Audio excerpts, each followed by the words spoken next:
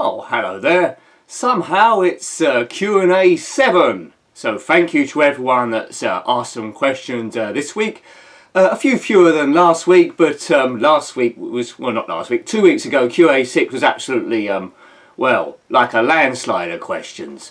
So let's see what the answers are this time, which I've struggled to answer. But yes, so we start proceedings off with a question from Retro Rambles. Lee, he asks, oh dear, it's on the defensive straight away. You don't have to answer this question as it's a bit personal. But what are your hobbies and interests aside from gaming and making videos for YouTube? Well, that isn't too personal a question. I'm quite happy to answer that one.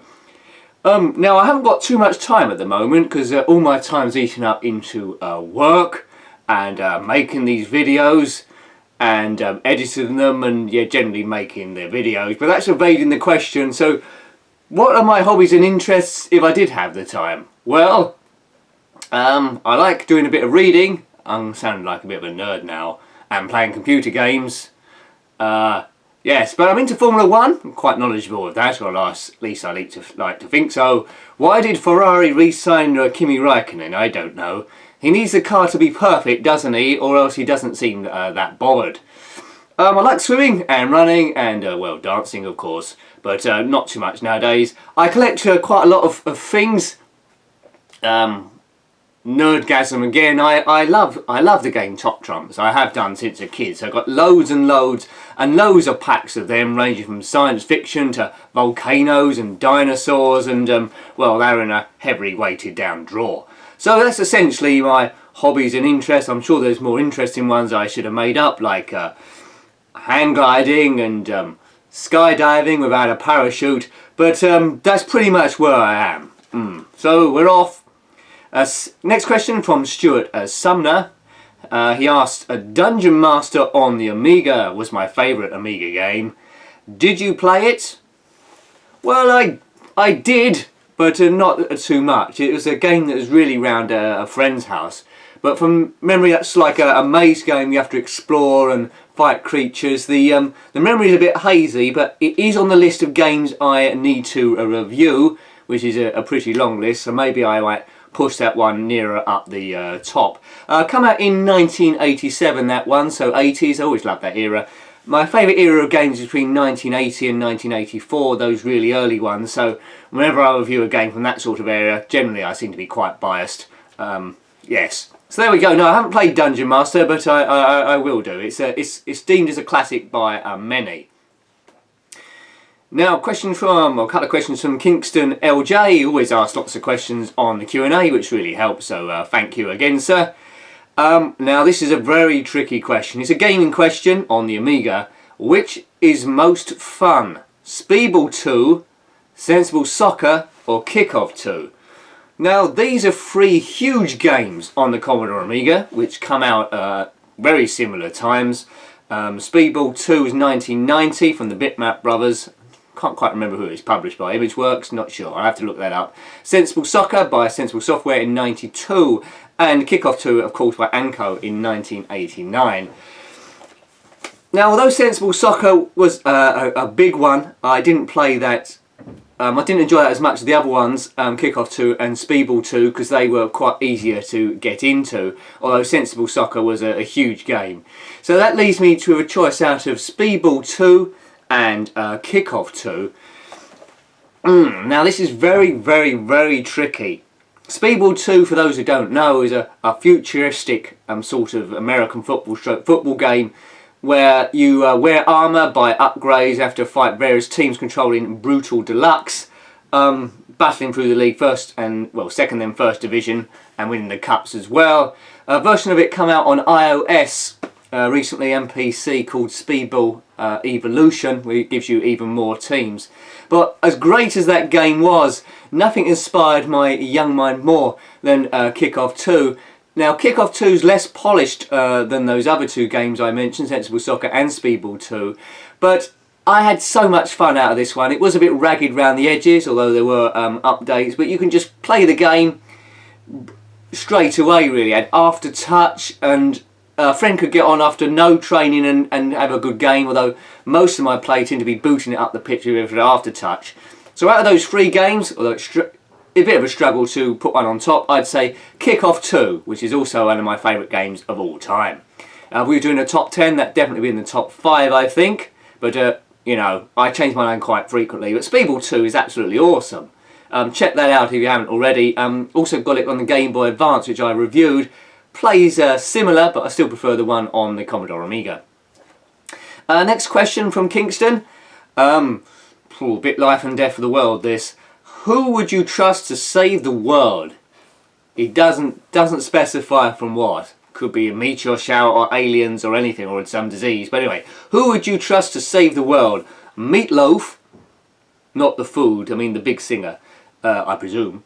Tina Turner, or the lead singer of Cameo, which incidentally was Larry Blackman, I think, who wear outlandish costumes. I don't know much about Larry, but I wouldn't really trust him to save the world from any of those things. Meatloaf, he's a bit loud and everything, but I'd have to go to save the world. We'll have to go for Tina Turner, because she has massive hair, which is always important in saving the world. And also she featured in the film Mad Max 3 Beyond Thunderdome. No, it's Thunderdome. Which was, I don't think it did very well compared to the other Mad Max films, but check that out. Tina Turner, Beyond Thunderdome. I'm sure being in a film like that, I think she played some sort of biker queen or something. Been years since I watched that. So Tina Turner to save the whole world. She's simply the best.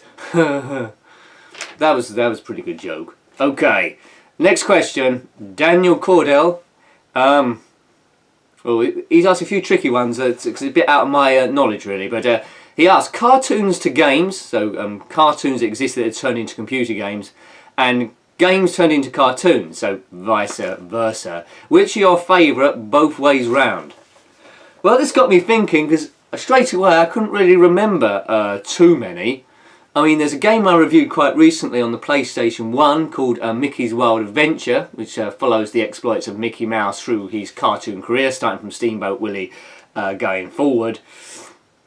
There's the Batman, if you can count that as a cartoon first of all, because that come from the comics in Batman Arkham Asylum and the various other ones, as well as Batman Lego. But although there's quite a few bad Simpsons games, I might have to edge towards that really. Simpsons Road Rage, because it's so stupid, from the cartoon. I only got that on the Game Boy Advance, I haven't played it on the Dreamcast or anything. But I think it also came out on the PlayStation 2 and a number of other systems. I'd have to go for that, but can you count Trapdoor as a cartoon? The 80s claymation thing I played on the Spectrum, I liked that. There's a disastrous Flintstones game that came out on the ZX Spectrum, which involves you painting a wall. That's awful. So cartoons to games, let's go for Simpsons, although I might find another one and completely change my mind. Games to cartoons. What game came out on a cartoon? I suppose, I don't know, is Pac-Man? Was that a cartoon? I'd have to think about that one. I'd go for Pac-Man on the absence of anything else, unless Transformers was a game first. I'm not sure it was though. So let's move on. That's a bit out of my comfort zone, that question. Back with Stuart Sumner. Oh dear, this is don't cry here. He asks, I had some early artwork from the unfinished game Maya Mare. Now that was from Ultimate Play the Game, and was supposed to be the last one in the series of the Night Lore games, which included Underworld, Sabrewolf, just to name a few. Maya Mare never got finished, and I think Pentagram was in that as well, that series. Maya Mare was supposed to be the last one, it never got completed. So yeah, he had some early artwork from the unfinished game Maya Mare that he threw away. Oh my god. Have you ever thrown away, lost something similar that you regretted? Well, I feel for you on the Maya Mare, Stuart, but yeah, I have actually. It mostly involves kids' toys growing up. Because when we moved house, I think I was going through some sort of depression or something, and I just said throw everything away. What an idiot. A lot of the Star Wars things survived, like the AT-AT and Millennium Falcons, that was good. But yeah, I lost so many classic Matchbox cars, which I bought a few back subsequently on eBay, but you know, it's not exactly the same as the ones that you raced around your bedroom as a kid. And also a lot of toy soldiers as well, lots of plastic toy soldiers, different battalions around the world. Although they was quite cheap, I did like them as well. And worst of all, I remember years back I was working on, this was a toy from the Doctor Who era, because I was into that early on as a kid and still am a little bit. It was an old Dalek I come across, played as a kid, about 10 years ago I might have come across that, and it was broken, where it had a button in the top and you pressed it and it said a number of things like exterminate and kill the Doctor and order me a cheese sandwich and all that sort of stuff. But I found it broken. Now I took it apart and it had a sort of like a mini record player in it with a needle there. So when you press the button it caused it to go around and play the next bit of speech on there. And this has come sort of like slightly detached. So I was trying to fix it. And I was on this for days doing it. And occasionally it worked, occasionally it wouldn't. And then it broke again. And I just got so annoyed at it, I threw it away. Nincompoop. I've since bought a replica, which I need some batteries for. So hopefully I might show you that if I do a random object series, maybe. So yeah, I do regret that. So a few things, Matchbox cars and that Dalek, so kids' toys really, that's what I regret throwing away. Now, next question from a chap who's donated lots of games to the channel for me to review, which I always pronounce his name wrong. It's pronounced here, he did write it down for me, I can't find it. I keep calling him Longrod von Huggingdon, but it's Longrod von Hugenden. Do you know, I think I'm just going to call you Longrod. That seems a bit easier. That's a ridiculously long name, but well done. If you're paying for letters, you've done extremely well, sir. He asks, anyway, if you could combine two of your favourite games together, to make a new game, what would they be and why? Now I make no secret of the fact, my favourite game of all time, just for the warm feelings it brings and the time I took on it, and it was my early entry into the computer gaming world, was Attic Attack. That's my favourite ever game by Ultimate Play the Game. Now, so of course that's got to be involved. If I combine it with any other game, we're going to have to bring in the technology of Grand Theft Auto by Rockstar's GTA 5. Because if you played Attic Attack as a first-person shooter, suddenly I'm in heaven. Especially if you get Oculus Rift involved at some stage. Now, Attic Attack, check that out if you're unfamiliar with it, because I'm sure you already know GTA 5. You have to explore the castle. It's like a top-down affair, but obviously it'll be different if we merge it with GTA 5. Where you control a wizard, a serf, or a knight. You have to go round this haunted castle and collect 3 pieces of an ACG key and then get back to the entrance there. But there's lots of enemies and ghouls and ghosts to stop you, including Frankenstein, Dracula, and a number of other goonies, including the mummy. But you have to collect coloured keys as well, go through separate doors, and there's trapdoors to fall down. It's an awesome little game. So, you know, if you're listening anyone, GTA 5 with Attic Attack, I don't know what they called it, Grand Theft Attic something, Attic Auto, no, we can work on that, but it'll be a good one. There we go. Moving on. Kingston LJ, another 2 lovely questions from this great gentleman. And now, which platform game would you rather play? I think we're talking about Amiga again here, which I review quite a lot. Zool, Super Frog, or Rainbow Islands. Now, all of these games I haven't reviewed yet, but they are on the list because they're excellent classic games.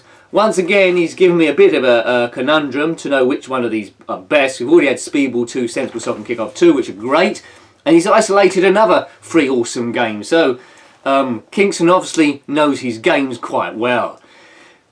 Now, Rainbow Islands is an absolute classic game, although fairly basic. But out of those 3, Super Frogs by Team 17, that was always a bit too, I don't know, it didn't have much life to it. It's very smooth, the graphics are great, but I like stuff that's a little bit rough around the edges. So we'll go for, I want to say Rainbow Islands, but we'll go for Zool as my favourite one. As I say, all 3 of these games are on the list and we will be reviewing them at some point. We're currently going through the Alien Breed series, so as soon as we've done that, I'm not sure we'll do all of them, we'll come to these platform games, maybe. But I'll probably forget and do a completely different order anyway. Hooray! This next question, I think it might have been answered before. I'm not sure, but I'll answer it again. This is Q&A 7. We're trying not to get repeats. I never knew it would go up to 7 in this series so far. May get up to 8, who knows?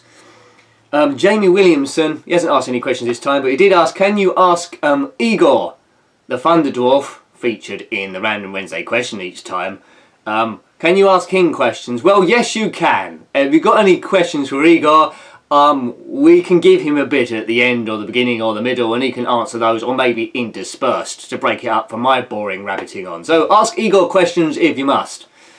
But you won't get any sensible answers, I guarantee you. Okay, now, back to this question from Kingston. If you could only have one of these games on a desert island, game systems, which would it be? Spectrum, Commodore Amiga, or the Game Boy Advance? Well, if I was on a desert island, I'd be moving around quite a lot, catching my food, and generally wasting time. I don't know what you're going to plug these systems in, but let's just say they're solar powered for sake of argument. The Commodore Amiga was huge, and you have to carry around a telly.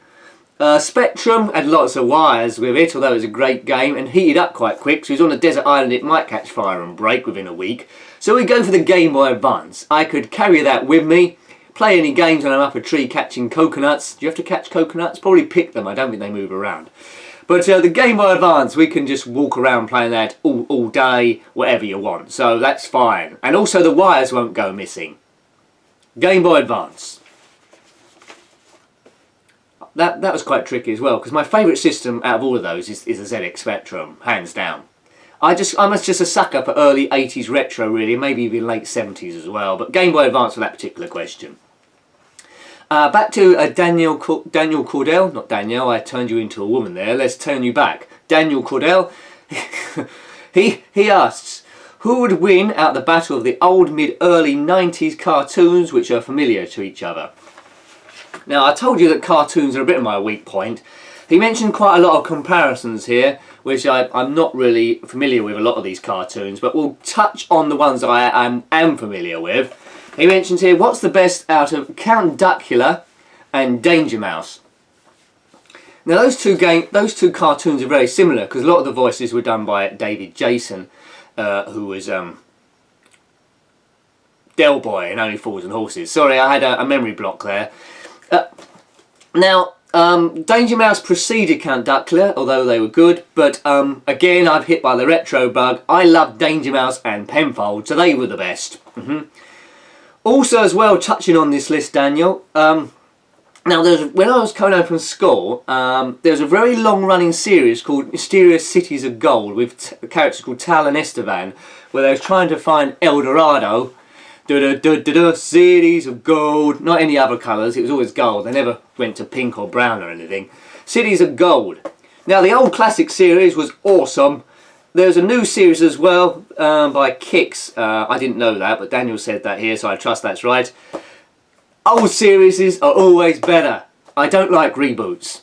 When they reboots a Total Recall, RoboCop, they're always depressing if you can remember the original.